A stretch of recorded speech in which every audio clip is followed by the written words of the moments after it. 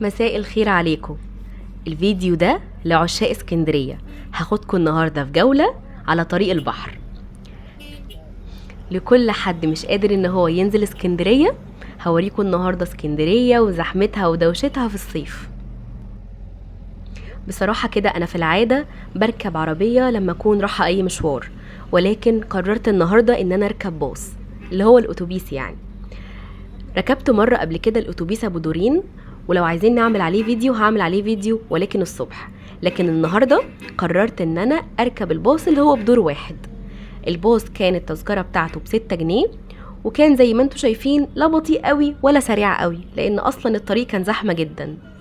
كنت اتمنى ان انا اصور لكم ويكون الازاز مش ظاهر، ولكن الازاز ما كانش بيفتح، فمعرفتش ان انا اصور بجودة كويسة قوي لان الازاز كان ملغمش شوية كده، بس الصورة واضحة برضو. احنا من شوية بقى عدينا على ستانلي، ودلوقتي اهو ماشيين على البحر. طريق زحمة زي ما انتوا شايفين، ولكن عايزة اقول حاجة، ان طريق البحر ده دايما دايما دايما بيكون نظيف، وعمره ما في مرة كان مضلم او في حاجة وحشة في الشارع او حد يضايقك. دايما الطريق بيكون نظيف ورايق وجميل زي ما انتوا شايفين كده. والدنيا طبعا زحمة لان احنا في الصيف، وكل المصيفين بيجوا اسكندرية بينورونا طبعا، فالدنيا بتكون زحمة زي ما انتوا شايفين كده. وعايزة اقول لكم ان اي حد مخنوق بجد لما بينزل على طريق البحر ويتمشى على رجله او يركب اي وسيلة مواصلات، بجد بجد بيكون مبسوط جدا، واليوت كده بيشمه وبيشم ريحة البحر، وبيكون شعور جميل وبيديك كده راحة نفسية.